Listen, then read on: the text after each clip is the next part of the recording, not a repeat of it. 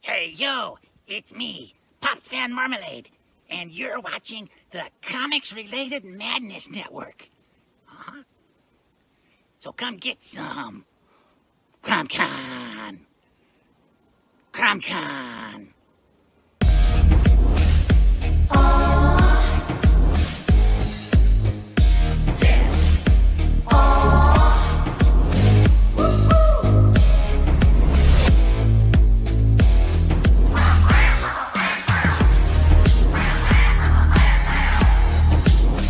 Your favorite podcast is Critical Blast. Hey, we want to shout out to our sponsors, Daytona Beach Comic Con. If you are a fan of comic books, if you're a fan of comic book conventions, and if you like meeting comic book creators and getting comics and comic-related stuff, then you need to make your plans to attend Daytona Beach Comic Con. This year's show is September 9th and 10th. Silverline will be there, so you should make your plans to be there too. We'll see you there. If you like comics and find yourself in the Orlando, Florida area, doesn't everyone come to Orlando at some point in time to see the House of Mouse? But when you're here, you need to make it a point to visit Coliseum of Comics, especially the one on East Colonial Drive. They carry Silverline comics, even a limited edition Coliseum of Comics version of our comics. So, when you go, be sure to ask for Silverline Comics and tell them we sent you. OCD stands for Orlando Collector Deviants. OCD, Steve and Trish. They're a family of geeks who promote geek things, particularly those around the Orlando, Florida area. They're big supporters of Silverline, and we think you should be supporters of theirs too. Go give them some love. If you are an independent comic book maker and you need to get your independent comics made, you need to look no further than Kablam Digital Printing. They print our books, and they do a bang-up job. They're not only trusted by Silverline, but many, many independent comic book makers. Head on over to kablam.com and see for yourself just how easy it is to have your comic printed by them. And tell them Silverline sent you. It's 1776. The new American army stands at the precipice of victory or defeat. These are the times that try men's souls.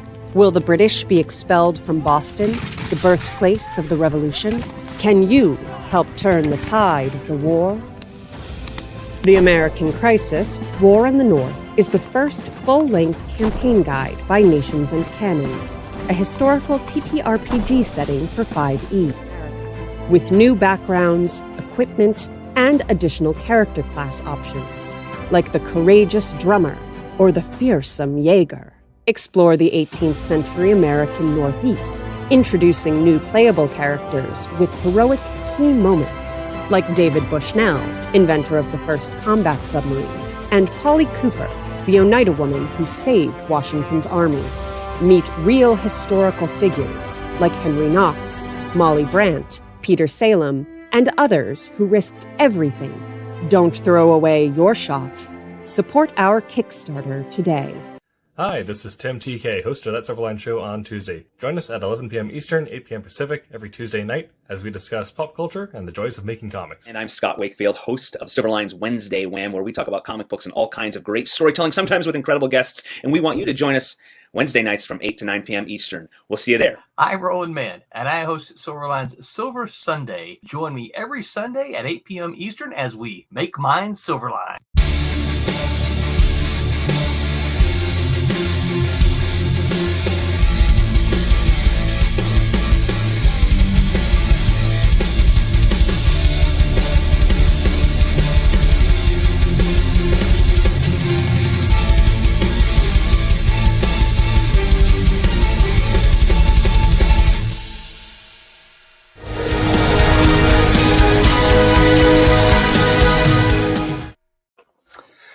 Hello, hey. Internet. And What's up, guys?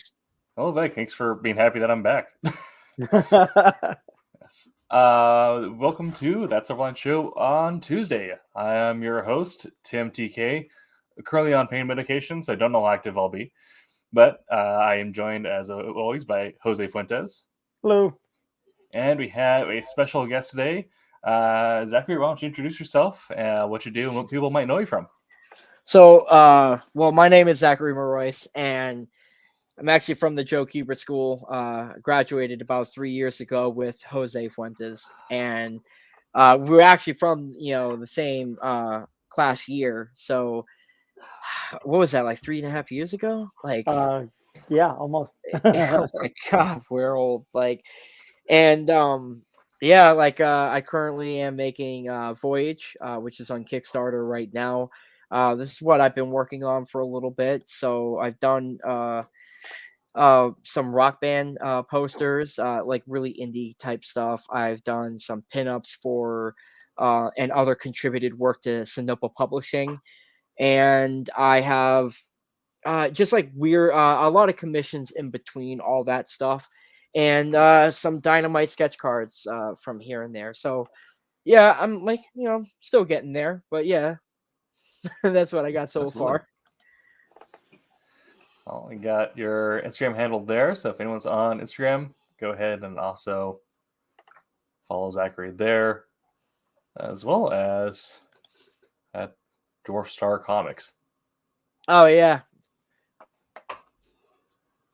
So Dwarf Star is your indie group, comic group, right? That's putting out Voyage, right? Oh, That's, yeah. that's you. Like you made that. You created that. Yeah, I made that like it was like during third year and at the school, and due to some certain circumstances, I had to rebrand myself. And yeah, I mean Dwarf Star just had more of a ring to it, so I was like, you know what, screw it. So I'll go this direction. And I just decided to, I was like, you know what, I'll have 2 Instagrams. We'll keep it there at that point. I post more on my regular account than I do in Dwarf Star. I should keep up to date with Dwarf Star. It's just a pain to keep up to date with all social media stuff in general. And yeah, like at the moment I'm focusing on Voyage. There is other characters like Scorn, which is like a pot smoking demon.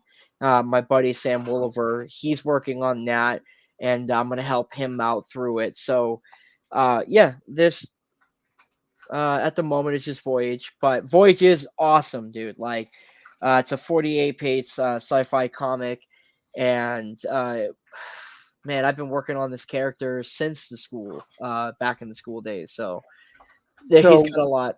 One of the things you coined the character Sandaron. That's your character's name, by the way, Sandaron. Yep. So people know.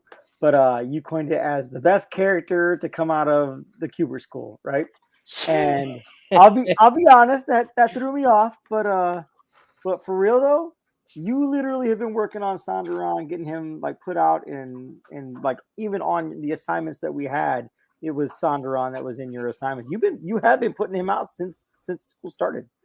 You know what I mean? Like I'm not knocking anybody's nobody else's creation, like Eric Klaus with Ninjas and Robots, Right. Travis Williamson with Nun Assassin, so on and so forth. It's got nothing to do with that. It's just it's really just the advertising part of it. What will grab people's attention that doesn't know? So like when they see I think it's great. the best, they're gonna think, oh dude, like I'm totally interested. What is this? So I don't mean it in such a rude way. It's just for promotional purposes. Like honestly, I don't think any of us from the school like think that, and at least I know for a fact I don't. Like I said, I saw that and I was like, wait, what? And then I thought about it and I'm like, you know what? You're right. You pretty much were working on that from day one. Yeah, So, like oh dude, it's amazing how many assignments I put. Like it's just even thinking back on some of that stuff. Oh my god, like how far just like visually what he looks like from the time I was drawing him to now. And it's crazy because now I have him down pat. Like I don't even have to look at other pictures. I can just do it right off the bat. And it's really cool what I can have fun with this anatomy and whatnot. So yeah, like I love it. Like I do. I believe in this idea. I believe in this character. And if I don't have that far of an outreach, I know it's not has nothing to do with the idea. It's just the way social media is in general. Right. Well, so your Kickstarter Voyage. Talk about your the story. I know it's a sci-fi, but has it got other stories in it as well? I saw the list of creators that you have working on it. So Voyage focuses on Sonderon, which, like an 18-year-old child when they get kicked out of their parents' house for the first time, thinking that they know everything and how the world works, and then when they're outside, they have to, they don't know anything, and they got to find an apartment, pay bills. They don't know how to, get a job, and so on and so forth. That's like Sonderon. He's got to relearn how to interact with the real universe. And the reason why that is because in the Dwarf Star world, the universe is broken. And that's due to the fact that Sonderon's species, his ancestors, screwed it up, way back when. And his system that he comes from is the curse system. And so no one has ever traveled in, and no one has ever left out. Sonderon is the first of his own kind to step out of that star system. And because of it, he gets a lot of xenophobia. There's a lot of obstacles that he has to overcome due to that. It's a dead religion, but that dead religion has conjured up a lot of cults, a lot of conquerors and stuff that are after this artifact called the Spear and Nod, and it's broken into like different spears. And Sonderon is on that hero's journey to find those pieces to once again unite that broken universe. And he's going to go up against a lot of existential threats. And in the first issue, I'm starting at that point where he just left his system, and he arrives on the very first planet that he sees. And it's a domino effect at that point. So the reason why it's 48 pages is because 32 pages is the initial story where all this stuff happening, and I want the reader to really experience and feel the loneliness, the overload of emotions that he is feeling once he's on that planet, to really experience like the alien world. I'm like every single narrative I'm doing, I'm packing as much of different elements as I could to make this sci-fi book sci-fi. There's no humans in it at all whatsoever. I really want it's a deep space story adventure. It's like if you took Indiana Jones and you threw him in space, you're like, what can come out of that? And then there's a bonus story where Sonderon goes up against a few bounty hunters, and it's like who's playing who type of smash and grab type story. So I'm got a lot of like pinups and in between extra stuff that I'm throwing in the book so people can really experience this character and his story. Okay. It being a space story, I feel that it just opens itself to just more possibilities as opposed to staying within like the governs of like, a terrestrial, comic like X-Men on Earth or X-Men in the Outback. You know what I mean? You're locked into certain principles. You know what I mean? Yeah. What I guess I say all that to say, how open do you feel? Like, I mean, I know sky's kind of the limit, so to speak, in what he can encounter and what he can get into. Have you considered that? So I know it's a weird question. no, it's a good question because a lot of people, I feel like a lot of comics that come out, they feel like it's limited due to what they throw in. I think what makes me lucky in this situation is that Sonderon is an extraterrestrial alien. That's just, he's an alien that, travels everywhere. So he could go to a superhero world. He could go and time travel. He could go and teleport into a dimensional, Lovecraftian type of horror tale.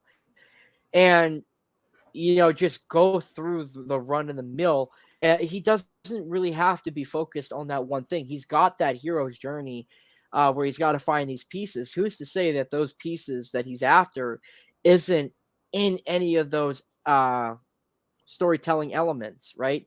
And I feel like that's what I can get away with a lot. And what makes me very confident to say that is because when I did the Voyage anthology novel, being at the school, and then launching my very first campaign, Voyage the Call, and getting that out to everybody, that really showed me the potential of what this character was capable of doing, not just of what him as a character in general, but what the genre of sci-fi is. Okay.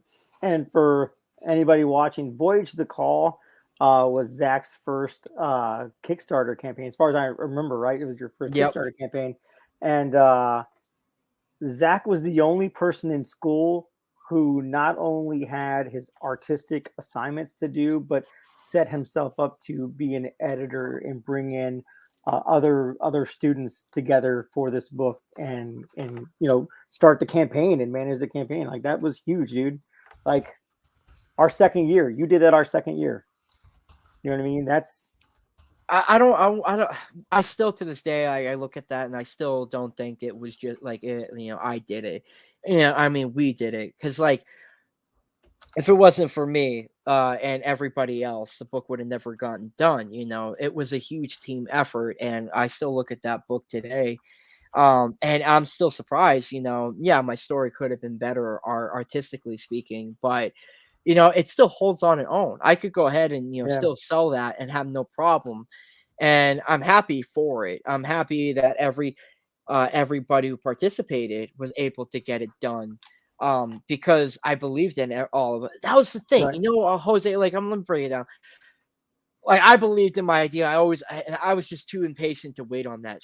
And everybody else around us had characters, and they just didn't know what to do exactly yet. Right. And I believed in the potential of all of us, and I knew that we could do it. That's why I was like, you know what? Let's screw it. Let's just make it right now. And that's why I'm super happy with the result of it, because it's amazing. I love it. It's a great concept. Great. I remember our class, was it our third year class? We had one, and we set it on the window so that anybody outside could see the book in there. But yeah, I mean, that was like I said. Not only were you doing the assignments, and anybody that knows or has been to the Kubert School or knows anything about it, it's an intense program. Speaking of which, we do have an audience question. Oh. Do you have any advice for anyone interested in attending the Kubert School? Okay. Sorry. To answer that question, the school is no longer accredited. So Anthony Marquez, who is now the owner of the school, he's been taking the school and he's been changing it drastically, to the point where he's bringing it back to what the school initially was when Joe Kubert founded it, which is amazing, because the school was no way by far perfect at all. We had its issues with it, and Anthony's doing his best to implement those changes, and he's doing it. And to answer that question, don't waste your time. If you're gonna go in there, it's okay to have fun. Trust me. I've had my party moments. Like, I was crazy and off the wall unhinged, but I made sure that the most important thing was to get my work done. Right. To always push myself. I mean, I was pushing all-nighters like crazy. Like, this place will take a lot out of you, but you gotta want it. If don't go there and waste your time and your money if you're not serious about it, man. Like, so that's my answer. That's speaking of someone who also went to Full Sail, which is a similar school but for the writing side of things. Right. When you're attending any sort of these specialty schools, understand that it is entirely your money that's writing it. If you're messing around, you're only wasting your money. You're not affecting anyone else, just yourself. Exactly. Yeah. So go and do your work, get as much out of class as you can. And then on that Friday, don't have any classes on the weekend, let loose Friday night, but then be ready Monday morning to get back to it. I mean, what's funny is that, like, you know, Jose was very positive. You know, he always kept like a positive head on his shoulders about all the issues that our year constantly, like every year, we were We just had constantly something getting big. kicked down. There was always something happening to us. Jose was just always positive about it. While, you know, I, amongst other individuals, would be like, man, you know, screw this, dude. Like, we need to, like, you know, we need to do something because we're paying money for this place. Like, why the hell are we, like, losing out on some of it? And then Jose would be like, you know, like, just take a step back, just relax. You know, we'll see how this goes. You know, let's just keep our heads down. And it's crazy, man. Like, looking back on it, because like if I had the chance to repeat those years all over again, you know, repeat that same time frame, I would do it in a heartbeat. Yeah. That was like the best years of my life. Like, it's great. I love it. Yeah, I mean, even though it was intense, the idea of that I got to sit down pretty much all day and draw comics. Like, if you asked me 10 years ago, if like I would have said that there's no way I could do that. You know what I mean? And that's all I do now. You know what I mean? Dude, I mean, like, even health, you know, medically speaking, like, dude, our bodies were being pushed to the Yeah. limit. Like, dude, I gained weight, lost weight, gained weight. What do you call it? Like, I was like, I mean, I had memory problems, like, you know, and I think some of it, I mean, my hair was a result. My hair definitely was a result. Like, I mean, yeah, there was like, it's a lot. It takes a toll on you, but you gotta You want it for the right definitely reasons. get out of it what you put into it. Exactly. You know, Like, my art has changed because of it. So you're right. Same. yeah, it's important. But yeah, just keep. So Vic is. I haven't seen any yet, but I know by good authority, Vic is actually working on his own sequential art. I think. Oh, that's sick. Yeah. Vic's 16, right? Vic, you're 16. So he's very, very passionate, very knowledgeable. There was one day at the Kubert School where Zach and I were talking about comics, other people as well, obviously. But we had mentioned, I think it was a Spider-Man issue, and he's like, "Oh yeah, that was issue, blah blah blah blah blah, page da da da da da." And I'm like, "I don't even know how you can do that." Yeah, like, dude, I still can, because, like, you know, that was my title growing up as Right. a kid. So I couldn't do that to Green Lantern or Batman or any other characters, but, you know, yes, Spider-Man, it's a solid run. It's a shame what they're doing with it right now. What a disappointment. So how many people do you have working on this book? Okay, so I'm doing the pencils for the first story. I'm doing all the pencils. Ethan Farina is doing the inks. Nick Capone's doing the colors. Nice. Ken Incididania is doing the lettering, and Vaughn Coleman's doing the editing. For the backup story, I did the pencils and inks. Stephen Michedick colored it, and Ken is lettering it. And then all the in-between pieces I've done myself, and Nick has colored them. That's cool. So it's about like 8-9 people. Very cool. Very cool. Mitch Dick went to school with us, by the way. He's one of our classmates. I mean, pretty much everybody on this book are all QBs except for Vaughn. Yeah. Like, I still to this day have an issue of kind of going out of the Kubert School bounds to get somebody else in on this book, like, because I don't want that. Like, I want to try and get somebody that I know. Right, and that makes sense. That, you know what I mean. We had some good artists come out of the school, so, you know, why not utilize them when you can? Yeah, exactly. Like, we know what it's all about. We know how to handle it. And right. Spent 3 years with these people. I think you would understand and know their work ethic by now. Oh, exactly. So yeah, definitely.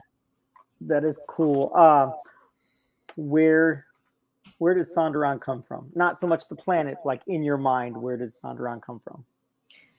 Oh man, I like, you know, that sounds like a simple question, but like for me it's tough. Like, when you say like in my mind, are you like basically asking like where did I get the idea? Yeah, okay. Where did you get the idea? Where in your mind did he originate from? Like, how did he split forth onto paper? You're gonna laugh, but like when the Green Lantern movie came out, I had this habit of doing I was in middle school, so I must have been like 5th or 6th grade when that movie was around.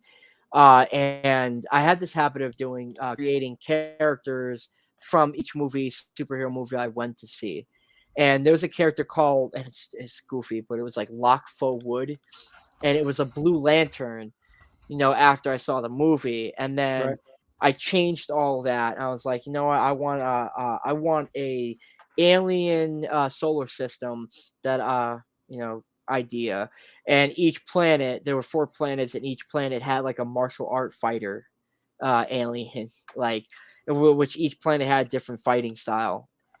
And then through the years, I kept changing, drafting the idea and working on it over and over again. And I didn't know how to implement it into a comic. And then a year before I went into the Kubert School, I had a dream of like a protector of some sort to represent that solar system of aliens. And then when I got into the Kubert School, I started really fleshing it out, like all the writing and whatnot. Like I drew like the concept of what he looked like, but like I like when I got into the school, I really during first year, in between all my assignments, I was drafting like pages after pages of writing, just to get it all there. Right. That I would not have guessed from a Green Lantern that. Yeah, right. That was the transition. That's interesting. It's like, Yeah, like I said, I knew you were a Spider-Man fan. I mean, you inked your face, or not your face, you inked your arm with Spider-Man. You know what I mean? So I mean, I even inked it with my own character too. Yes, you did. Like that's how much passion you have for your character. Also, a little known information that I know. Sonderon had a name before he became Sonderon. Oh my god! All right, like his name used to be Khonshu. I'm gonna go ahead and say, like, as a first year student, there's many good positives about being around your classmates.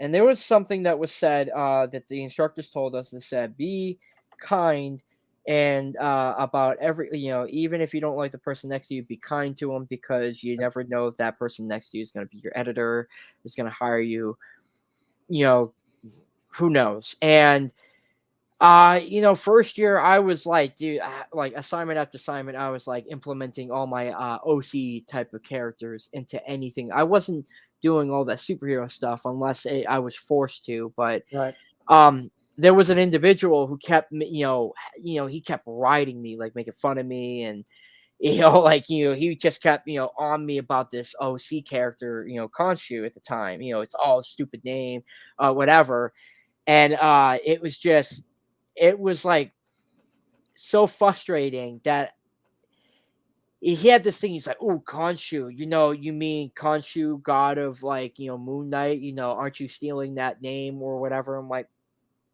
whatever. I'm like, so in the summer between the first and second year of the school, I was like, screw it, I'm gonna change this name. I had enough of this. Like, I'm sick and tired of it. So I was studying. I like throughout like a good portion of the summer, I was like cataloging names. I was writing it each week. I would say the name 1,000 times, and eventually I got Sonderon, and I was saying it repeatedly in the school, to the point where you guys like flushed out the old name, and you're like, oh, okay, this makes sense. I like this now. I like it. So other information I know is that there's a reason why you called him Sonderon. You actually told me why you called him Sonderon. Yeah, I believe it was like the definition of Sonder. Like, so Sonder, the definition between the word Sonder is an individual who looks at people walking across the street and they think to themselves, I'm like, I wonder what that individual's life is like, what they're thinking and whatnot. And I was like, okay, I like that. And that is a good premise of a person who is a traveler so I was like, okay, let's make it like an alien. So it was like Sondaran, like, and then I added ON, and I was like, there we go, I got it.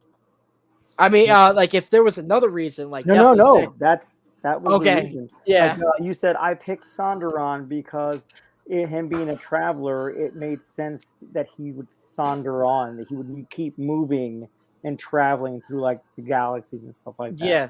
Like that. And the only reason that I know that is because, and why I still retain that is because I thought that was such a great concept, like for a name. Like most people just like, oh yeah, this character's name is George. You know what I mean? But you really like put a lot of work in, even into just the name and what you were gonna do. You know what I mean? To really kind of feel him out for, you know what I mean? So when you think of him as a character, you think, oh, Sondaron, and then it just works and ties in with the fact that he is a traveler. You know what I mean?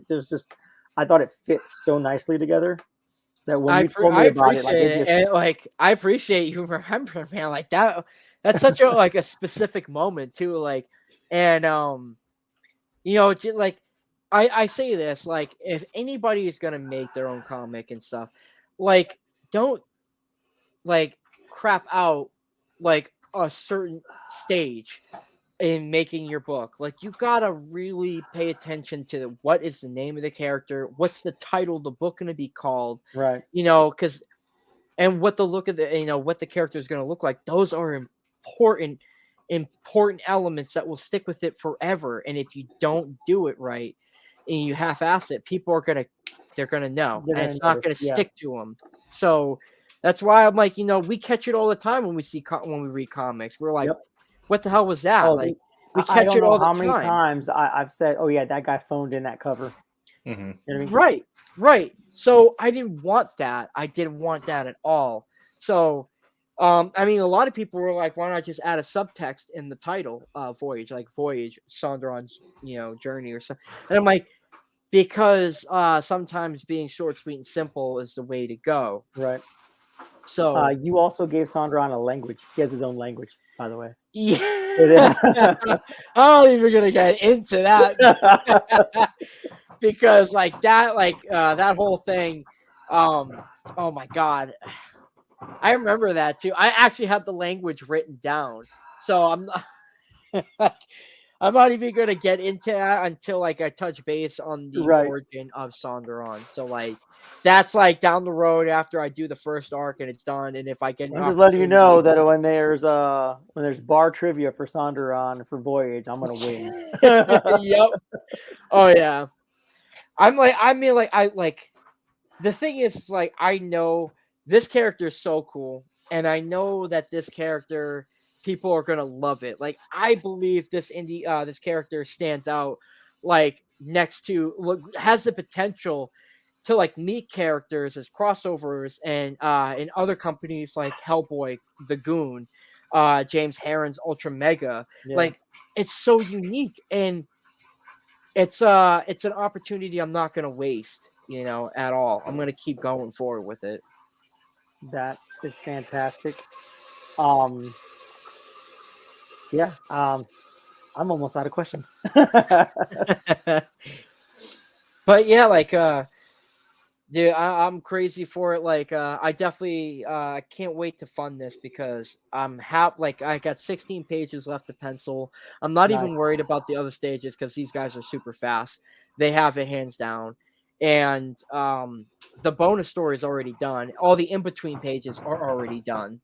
So it's really just the actual story itself. Right. And people aren't going to wait like months for this book. Like, this book should be done and delivered into everybody's hands no later than September, honestly.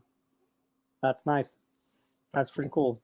Also, not only the students you got involved into like the creation and promotion of Voyage, but you got teachers to help you out as well. I get lucky, dude. I get lucky with that because Bob Harden asked me to do a piece for that, and I was like, sure, you know, like, wow, all right. Bob Harden was like super ecstatic about wanting to do it. That's cool. And then, I mean, Adam Kubert, you know, that was being at the right place at the right time. Right. And dude, like even looking back on it today, Adam Kubert doing that drawing, like he doesn't do indie commissions for people for like their books because of his exclusive contract with Marvel. So even to this day, it's still a big deal. And I'm like, that's just me being lucky. Like, Oh yeah, that was gold. yeah, Really. like, and here's the thing, I'm gonna tell you guys and anybody who's listening in, I'm talking to Adam at the moment. I can't push on it quite yet, but I'm trying to do a Virgin variant cover using that Adam Kubert drawing, colored by Nick Capone, and there's going to be no text.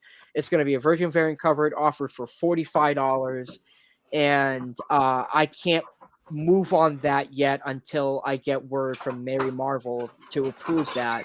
And I don't think it should be a problem because he did that like 3 years ago, so it's not like it's a new drawing that he's got to do. But I do have a stretch goal. If I hit $10,000, everybody gets a 8.5 by 11 colored Adam Kubert of that drawing as a print to be offered into every physical backing.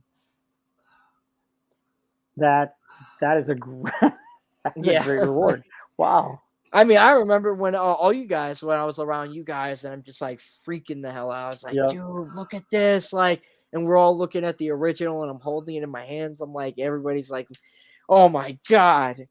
And he's like, he's easily the top 10 biggest like artists of this industry for Marvel. Like you can't, there's just no debunking that statement. Right? I like, yeah, I want it too. He wants to give it to you guys. I do give it to you. I like, dude. If you see the tiers, man, dude, I'm throwing everything in. You can, what is it like? You get 20. You pledge like what $25. You're getting quite a few things, but it's like once you get to like $30 and above, you're getting a bunch of stuff, dude.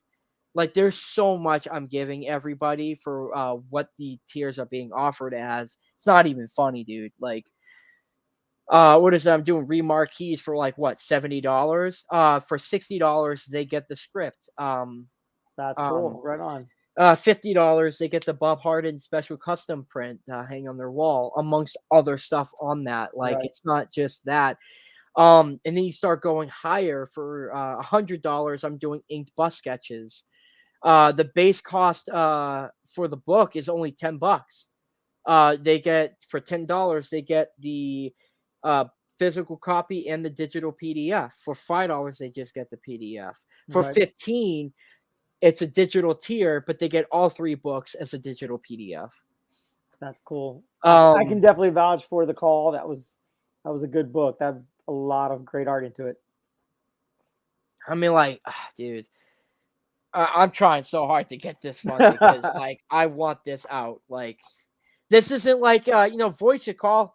That was great. You know, I was so happy backing that. I mean, so happy getting that out. It was funded. But my excitement for this campaign, I've been holding on to it for so long because I don't get excited as I'm working on this stuff. I pick my moments, and now that I'm launching it, like it's starting to come out, and I'm really trying hard to get this funded because people need this. This is like a book that people need that they don't even realize that they need it. So let me ask you a question about the campaign from The Call, right? The campaign you ran for The Call and this one. What have you learned between that first book and this current one? There's quite a few numerous things for a multitude of things that I've learned launching on Kickstarter. One of them is don't be swindled by promotional people who hit you up on Kickstarter. You got look into their background, go on their socials, go on Facebook, and then check, read their, their stats, basically is like, what have they've done? Don't just throw your money. You need to, do promotion. Sometimes you got to pay for that promotion, but don't do those people that'll message you on Kickstarter like, hey, I do yada, yada, yada. These are the services I offer. Do you want to do it? Don't fall for that. Another thing I realized learning is, podcasts are important, but it's really the bloggers, people who blog on websites, and YouTubers are the ones that really grab the attention. Podcast people, they help, they do, and I'm not knocking on them. But the issue with it is that there's a certain retained audience that podcast people have. If you're going to go on a huge podcast, you got to hit the big guys. And it's super hard to go on the show because they have a very specific audience. What's another thing? Don't overprice your campaigns. Like if you're going to launch, let's say if you're launching your first campaign, don't even pay yourself. Like it's a waste, it's a waste. You're just, if you're going to launch a campaign, just do it for the cost to get that book made, right? And you have to include the cost for the talent. Do it for the ones that do need to get paid. And if you can afford it, pay them outside of the campaign to knock that goal down. Okay. That's a lot of knowledge. I mean, I could go on and on, but there's a thing to it. Like I know one of the things with that Roland Mann does. He does that flip book thing, 2 books in one. And it does grab people, and it's a unique standout for what for crowdfunding on Kickstarter. When I did Voyage to Call, I did a smaller travel size companion. People loved it, but it's what was a turnoff is that retailers were like, yeah, this is going to ruin the books when we start putting them in the bags and boards when we put them in with other things, because it's the size, and it's like a European type of style that I did that's not favored in this country. Okay. Well, so you learn that though, right? You learn that from the... You live and you learn. That's very cool. But yeah, dude, I could go on and on, but man, I don't want to bore the people on those little things. Well, listen, we've already woke them up with stories of the Kubert School. Oh yeah, that's that I could go on. Don't charge $8 for a 20-page book. Hands down, agree with that. Yeah. Definitely. That's a big thing. Kickstarter oversaturates, charging a 20, for a 20-page comic, and they charge it for $25, $30. Yeah. I understand why. It just sucks. I know a company that they, as far as I understand, they got everything rolling on their own. Like they have their own printer, their own, to get everything done themselves. But they still charge about $20 a book for a 22-page floppy. It's nuts, man. It's super crazy. So yeah, I totally get that. Definitely, you should price your books. You know what I mean? You want to price them to cover your costs and price them. You know what I mean? Just price them fairly. You don't want your overall campaign cost in printing for the books to cost more than what you would sell the books at a shop. You know what I mean? As a floppy. Yeah, right. And one of the biggest things with Kickstarter too is that people don't realize it, but if you backed $1, if you pledged $1 in the campaign, and you had 10 of your family members pledge $1 in the campaign, that's 11 backers. It doesn't matter about the money on what that is, because if you didn't have the money, it's fine. You just pledged $1. Right. That's 11 people. The algorithm picks that up and recognizes that a lot of people are really digging this campaign, so we're going to go ahead and push this campaign on the forefront. So that's interesting. Oh yeah, dude, it's it's a big thing that I found out after doing a lot of research on it. The algorithm on Kickstarter picks up on how many backers you obtain, not how much money you're raising. Money, they don't. It doesn't start picking up on how much money you raise until you get over 100 backers. Because once you start getting on 100 backers, that's when the algorithm starts picking up the money and starts pushing that even farther So out. what? Then they start sharing that with like on their website. It could be projects we love. It could be this is a spotlighted campaign. All those kind of things. The algorithm on it sucks, but it's how it works on Kickstarter. Right. Well, I did not know that. That's interesting. Yeah. That's interesting to know. Yeah. I know that Roland and the other powers that be for Silverline, they kind of handle all of that. And so like as you know, the creative teams on them, you know what I mean, we kind of just get done with what we do and like pass it forward and find out when we are on the list for or on the schedule for our books. But yeah, I didn't know that was even a thing. I guess I should have understood that. You know what I mean? Everything runs off of algorithms now, so I guess I should have understood that. No, dude, there's always something new, man. If that's not it, it's gonna be something new tomorrow. Like, and it sucks. Like, it should there's no real right way to do it. It's not a systematic thing. In Kickstarter, it's sad but true. But like, Kickstarter claims they do this thing where they claim, oh yeah, it's great for indie people to go ahead and launch their comics. The platform is great for people that already have a following. So because once they get to Kickstarter, that following that they've already obtained, just as like who they were as people as whatever they were doing beforehand, they go on Kickstarter, they're going to get that campaign funded already. So that's just how it is. And it sucks because I'll see some really good campaigns and they'll go on Kickstarter thinking they're going to obtain their following that way on it. And it's not going to work. You have to do the legwork beforehand. Yep. You know, you have to get the word out. I know, I just drew a blank. The lady that did the steampunk book, Tim. Oh, yes.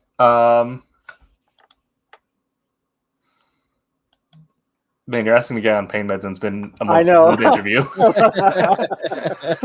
Anyway, I apologize for not remembering your name offhand. But yeah, she said she would start her campaign, so to speak, well before the Kickstarter campaign even started. And she's had several like successful campaign. Who is this? I can't remember her name. I'm pulling that up now. It's on my schedule. Aim for the middle one, Tim. Aim for the middle. Yeah. But she started her campaign like she would do conventions and have like a mailing list on her table and like several things. Like I definitely took notes about it that I have somewhere over here. but yeah, like a campaign, like if you want to really get it going on Kickstarter, from my understanding, you have to start it well before you ever like launch the actual Kickstarter. You're going to get a following.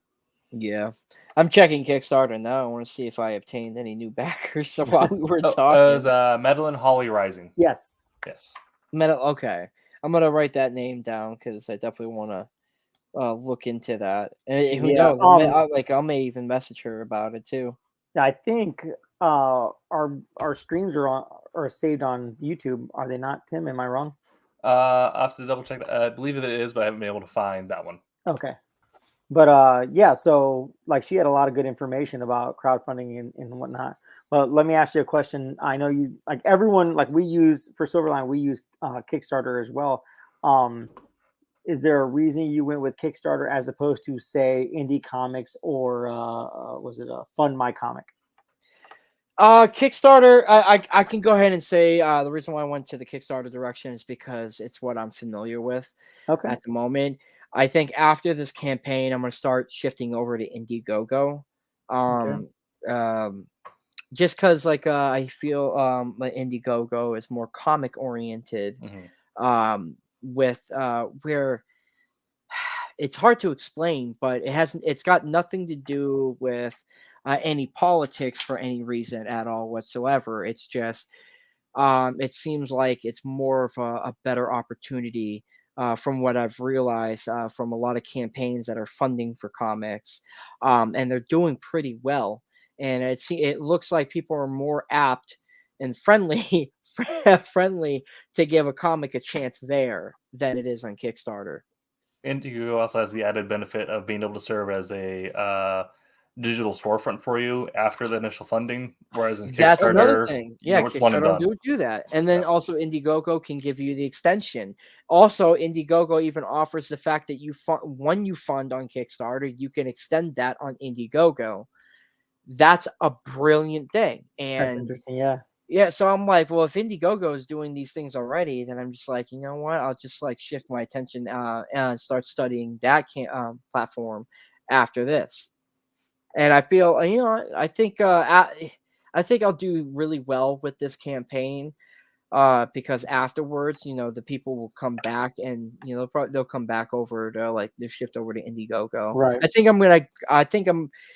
The reason why I got a lot riding on this campaign is one, I want to get the story out. I really want people to experience this character, but two, I think this is really the campaign that's going to create the basis of a following for this character as a cemented impression that's going to get them to come back for issue 2 and so on and so forth. And with 3 books at that point, people wouldn't have to wait as long after that.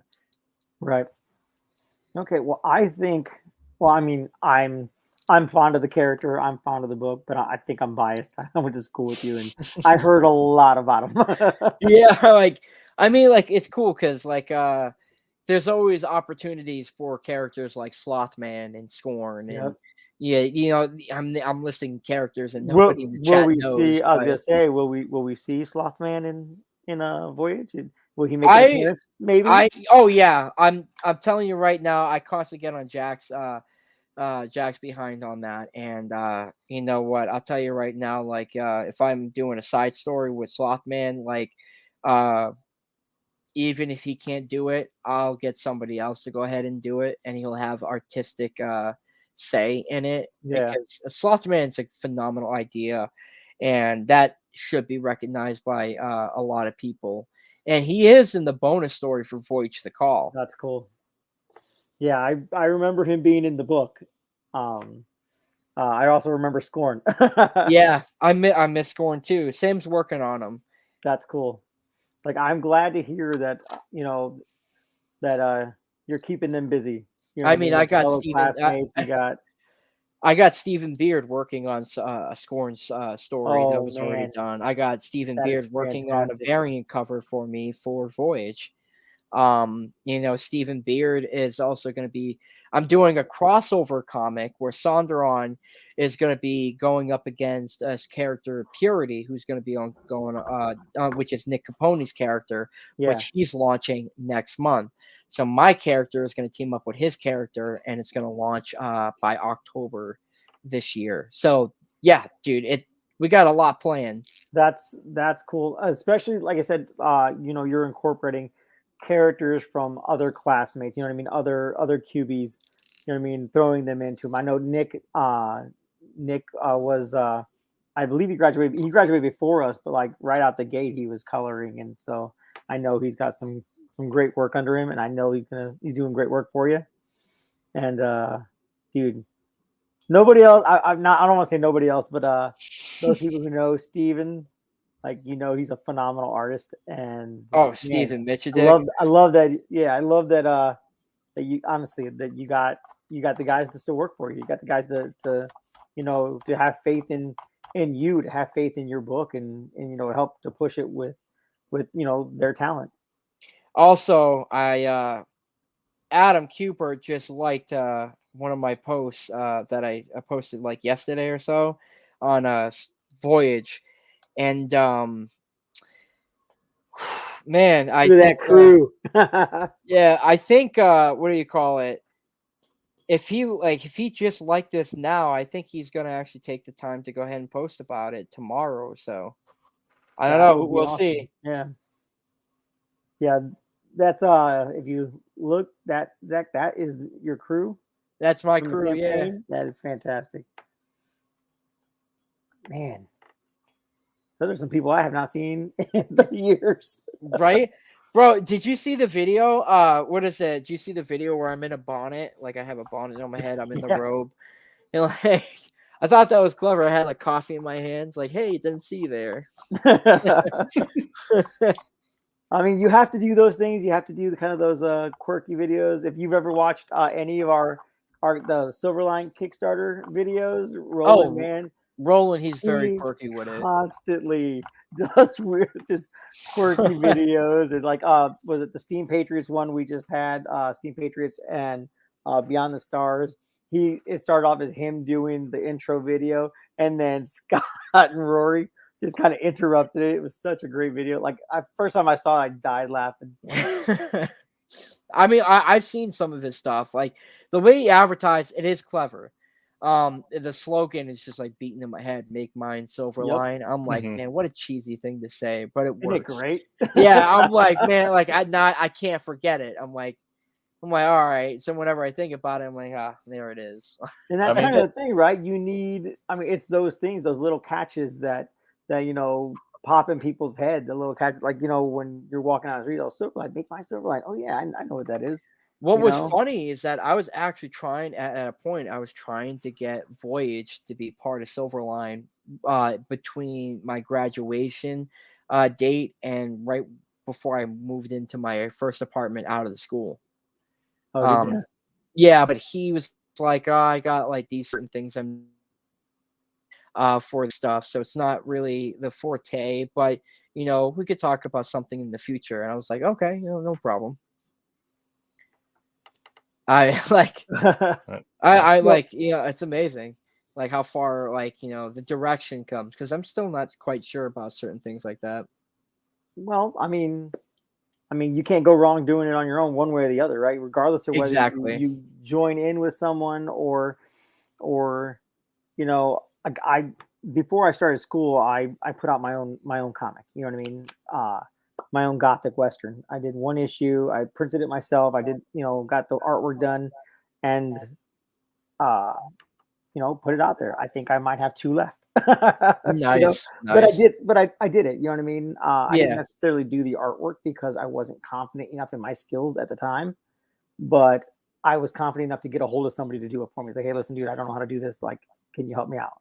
Right. So, I mean, there's a lot that goes into it, especially doing it on your own. And I think I mentioned that to you before at school, is like the fact that you, like I said earlier, you got not just yourself to put out a book, you know what I mean, to get it crowdfunded, but you got fellow classmates to put in on it, you know what I mean? And yeah, that made you an editor, man. That made you, in charge of making sure, hey, I need your artwork. Hey, I need these lettered pages. Hey, I need these colored pages. Like, I need to get them in. I mean, that's management 101. You know what I mean? You jumped into that pool. I wasn't even realizing it at the time.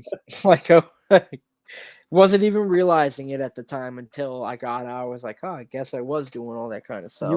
You really were. And, I'm pretty sure I mentioned to you at least once in school about that. You know what I mean? But I say all that to say, do you feel that going into it for Voyage, the new Kickstarter, do you feel going into it a little more confident being the editor? I mean, not necessarily the editor per se. You have an editor to double check stuff, but do you feel more confident going into it with the crew that you have? Oh yeah, because I know what to look out for, and even so, I know people that will catch something small. Like I'll always catch something, and I'll be like, hey, listen, I gotta get that fixed, man. I can't just accept it that way. I know.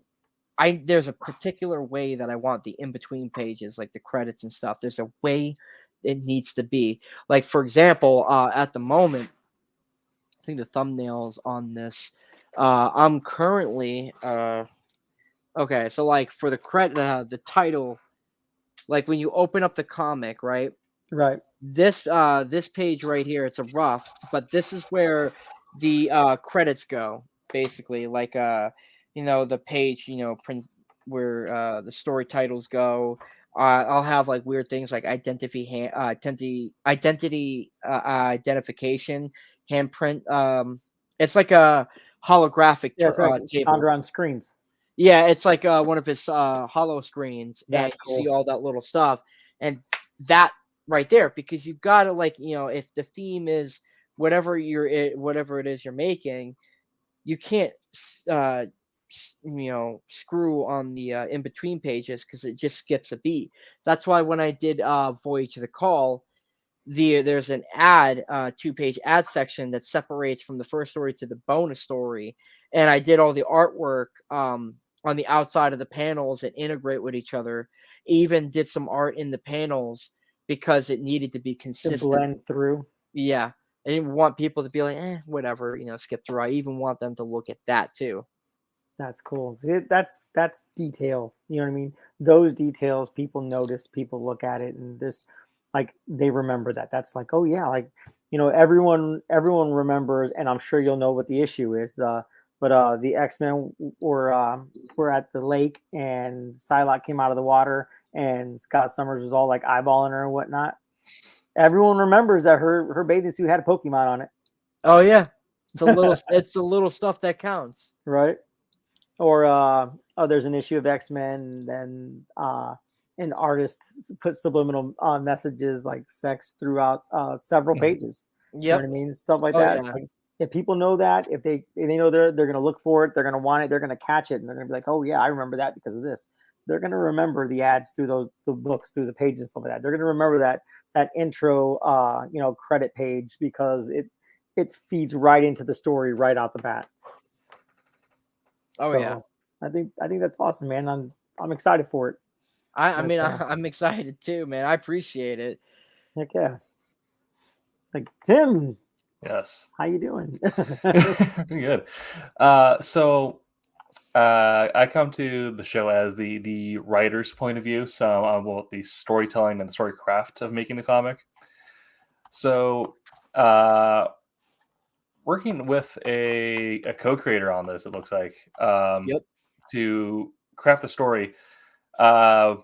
Writing is already something that's so uniquely singular. Every writer has their own process, but also writing teams can make that even more diverse. Vic, I'll do that on my own stream. What did your writing process look like? How did you guys split up responsibilities? Who worked on beats? Who worked on dialogue? How did you guys do that? I can't write, in script format. I just can't. I don't know how to unify a story. I know in my head how to visually, put it on paper, but I just can't explain it in dialogue terms and whatnot. And mind you, I've had years and years of writing on this, and Brett was my classmate, and third year comes around the corner, and I went up to him. I was like, you know what, Brett, can you help me out with this? I can't quite unify his origin, with final elements. I'm having a hard time. You're really good with this stuff. And this man's a fucking genius, dude. This guy can come up with the most brilliant story in a half hour or less. And it's like, it's a series. Like, that's how good this guy is. And he was like, all right, give me what you got. And so I give him like the stack. He comes out of the room 30 minutes later, and it's like this magnum opus, like final, like, the final print, right? And it was beautiful, dude. It was so I was like, dude, do you want to be the co-creator with me? And the reason why I say that, it's not also the fact that we're good friends, but when you guys read a Voyage comic, that's the first impression of that character you're getting. Right. And it's not just my contributions in that matter, it's also his. So he is also, by definition, a co-creator of that stapled character as much as I am. So that's when it comes to the process of the series. Brett is writing the series. I just tell him, like, hey, I got an idea. This is what I envision the series to go. How do you want to do? How do you think? And then he'll go in and give his twist. And then I'll give some input, and he'll write it out. And then when it comes to the script, I'll edit some things in the panels to be like, I can better visualize, better think that this panel, this type of shot would look better than what he's describing in this panel. So it's like, we're always like editing each other, even as I'm working along the pages, but it works. It works. That's very cool. And of course, being an artist in comics is interesting because you have the ink riddle coming over the top of the lines you create. And then a colorist on top of that. And then eventually, the letter will come through and hopefully not cover up all of your art. So coming through and seeing this first issue for this character get slapped together, what has been the experience like seeing something go from your brain through Brett's writing onto pencils through so many other touches and then finally get put into a page? I like to be shocked, because I have expectations of how I see this being done.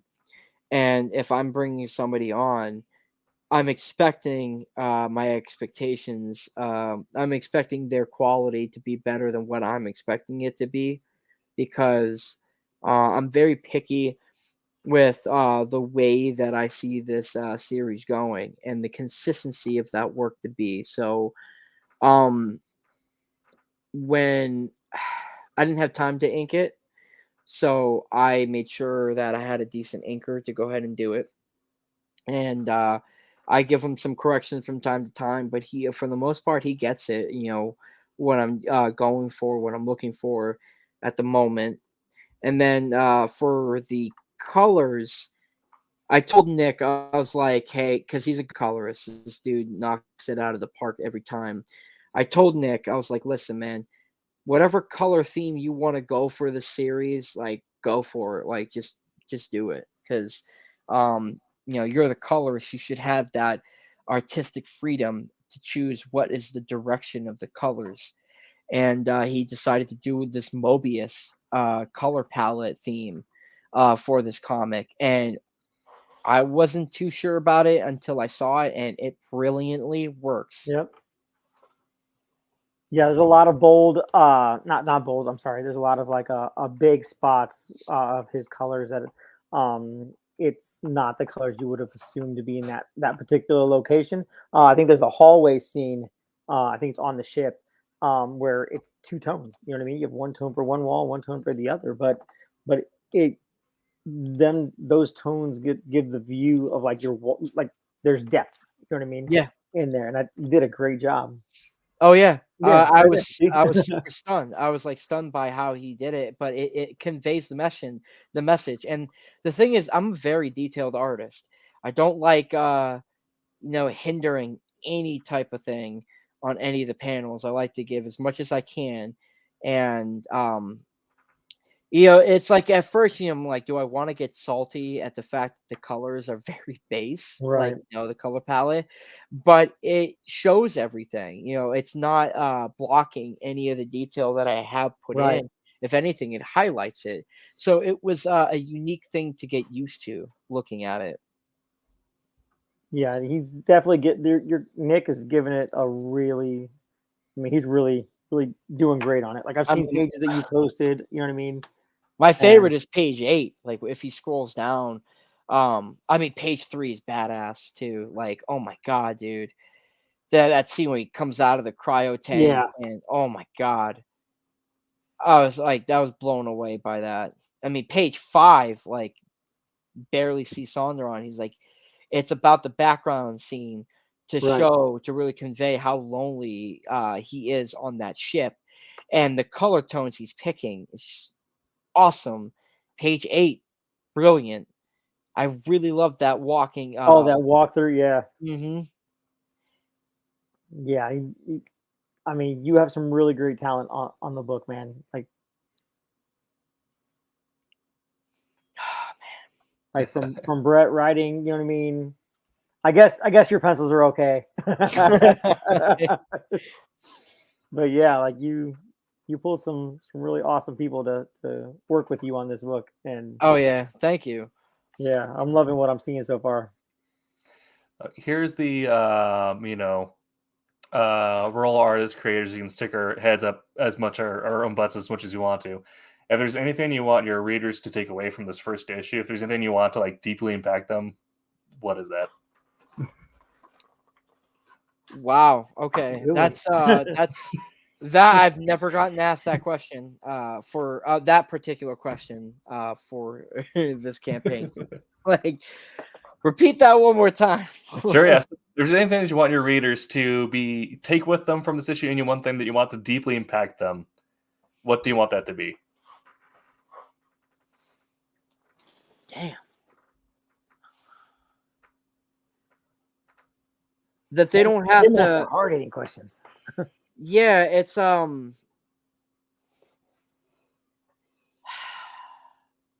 dude.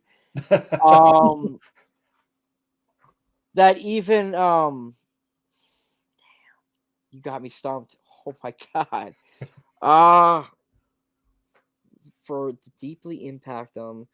Yeah, one thing to get the what message. Yeah, what do you want them to take away from like when they finish that last page and put the book down? What would you like them to take away from the book? The fact that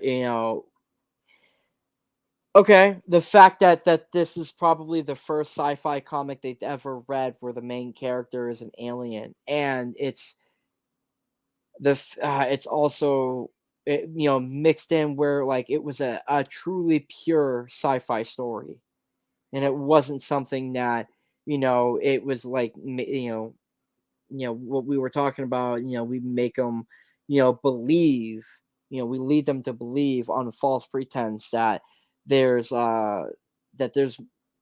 actually something else than what we've been saying the whole time. But when they read it and they put it down, they're like, damn, this was a damn good pure sci-fi story. And it's because it's got to stand on its own. Because let me ask you this: why was Avatar, the Na'vi movie, so popular when it first came out at the time? And the reason being is because they were aliens. The Na'vi were aliens, and you were taking into this world of the Na'vi world. Earth wasn't there. I mean, yeah, there were humans, but Natiri, like the culture of the Na'vi, like you really got to experience like an alien movie, and it was like the closest thing you were gonna get. Where the main character was an alien, but he wasn't, and I think that had a huge play into why it was so popular. Another movie was Predator. It would be so cool to see a Predator movie where the Predator was the main character and he's like hunting a xenomorph on an alien planet or another species, for a change. Because you see all those skulls, what else are they hunting down? Right. They have such deep lore. Why do you got to keep coming back to these humans? What the hell? So that's the thing. These movies are popular because we go to see Predator, not the human. We go see Natiri, the Na'vi people, and it's just Resident Alien. That show's popular because it's an alien. That they keep giving Alan Tudyk, the human screen time. So it's just the message is there, but it's some of these aspects are not hitting the nail fully on the head. I am. Okay. Very cool. Okay. Well, any last parting thoughts? Any last comments or anything you want to give for any viewers at home or anything to back our way? For everyone that's listening, man, I hope I see you in as a backer, man. This book is definitely something that you guys don't want to miss, and I promise you, dude, the story is solid. Again, and if you don't, I'll happily refund you. But yeah, I really want to get this campaign out there, and I hope you guys love it. So I hope to see you guys become a backer. All right, cool. And do you have any conventions, public appearances, anything people need to catch you at here in person? I will be going to Free Comic Book Day at the Kubert School this Saturday coming up. That's a trip I'm making.